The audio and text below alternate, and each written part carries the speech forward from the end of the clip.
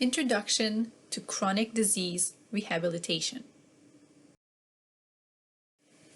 Important information. These exercise videos were created to help our clients exercise at home. It is important that you were referred to a rehabilitation program by your healthcare provider and that our team assessed your suitability to participate. It is important to report any new symptoms or adverse events to your healthcare provider while you participate in your home rehabilitation program. Disclaimer.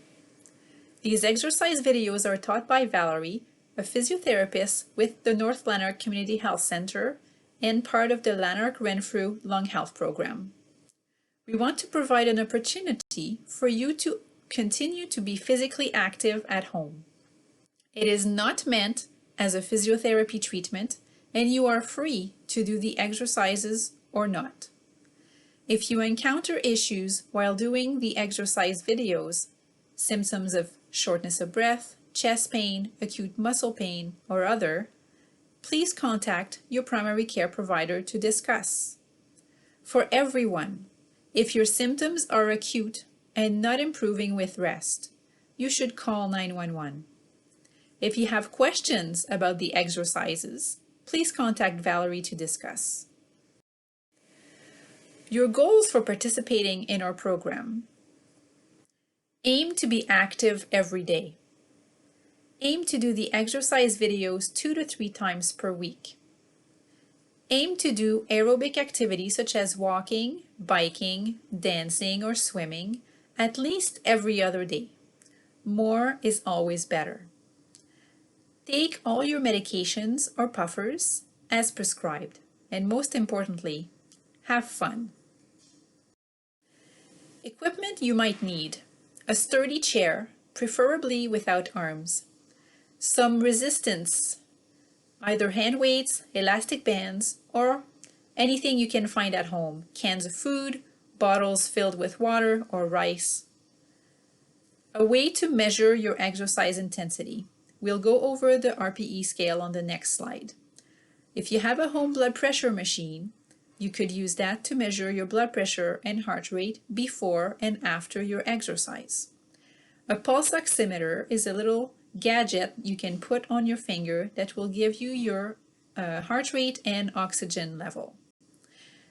Or you could also use some apps on your phone that will keep track of your heart rate as well for you.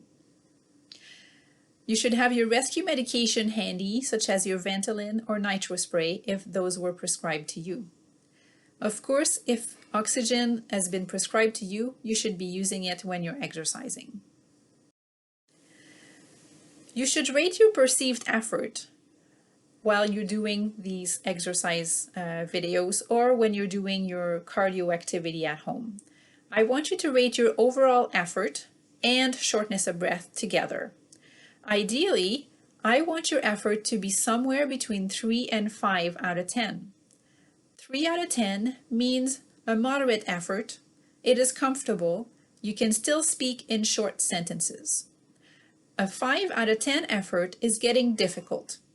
Your breathing is definitely faster. Your sentences are shorter. I only want you to exercise at a 5 out of 10 if you're having a good day and you're just trying to push your limits a little bit.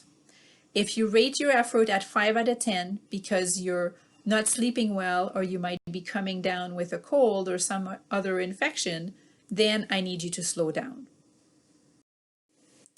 Where should you start? You should try using some light weights, 1 to 2 pounds, if you are new to exercise. You should stop when you notice an increase in pain, if you can't do the exercise with good form, or if you're unable to do 8 repetitions of the exercise. You can adjust by taking a break or reducing the resistance that you're using. Helpful hints.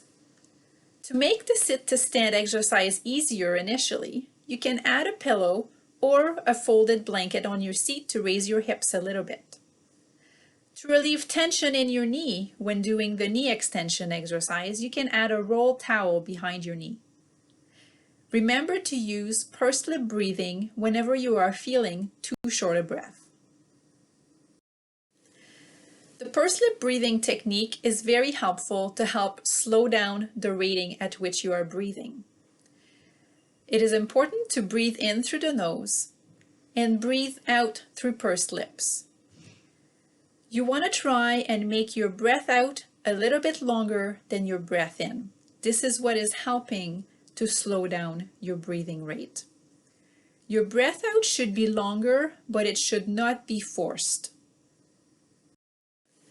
There are also some positions that can help relieve shortness of breath. It could be standing or sitting. I want you to try and practice those breathing exercises whenever you can think about it throughout the day. So pursed lip breathing at rest can be very useful for you to master the technique so that you can quickly resort to it in case of need. Diaphragmatic breathing is just a way to help you focus on using the major breathing muscle, which is your diaphragm, to breathe and do the work of breathing for you as much as possible. Let's get started. Good luck, and remember to take it one day at a time.